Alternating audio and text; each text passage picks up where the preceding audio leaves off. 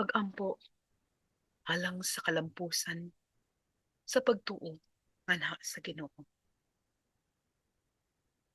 Ginoo namong tanan, magbubuhat sa langit ug yuta. Gamhanan ug manggiluy-on, amahan ug Ginoo nga way sama. Dalaygon ka sa tanan. Gitugyan ko kanimo ang tanan.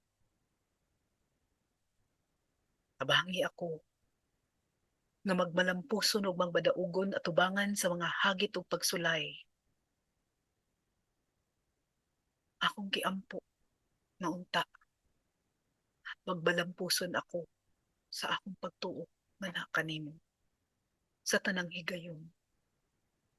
Nasayod ako nga kung mulampos ako ug di magpadaog sa akong kahuyang, sa akong kasilag, sa mga kabalaka ug kahadlok, ubanan pa sa mga pagduha-duha sa mga butang ug panghitabo.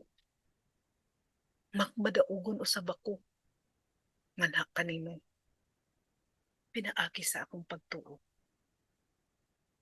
Tabangi ako, amahan, nga makabaton og pasensya ug taas nga pagsabot sa akong isig kaingon. Nga unta mabuntog ko ang mga kasuko ug pagdumot dinhi sa akong kasing-kasing. Nga mapildi ko ang mga panghuna-huna nga dautan ug mga daotang buhat ngadto sa akong isig kaingon. Sama sa kasina, pagpandaot ug pagpamintaha. Gisalikway ko ang mga daotang gawi. Gihalad ko kanimo ang tanan, amahan. Naghangyo ako nga agakon mo ako sa kanunay, sa tamang dalan. Padulungan ha kanimo. Hayagi ang akong salabutan ug kasing-kasing. Nga unta, pagabuhaton ko ang tama sa tanang higayon, sa tanang panahon. Hatagi ako sa grasya sa kalig-on sa tanang aspeto sa akong kinabuhi. Sa akong hunahuna, sa akong kasing-kasing, sa akong pagtuo nga na kanimo.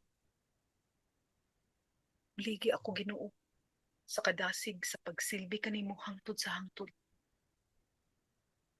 Nang hinaot ako, madunggom kining akong pag-ampo. Dalaygon kaamahan sa tanang panahon. Daghang salamat. Amen.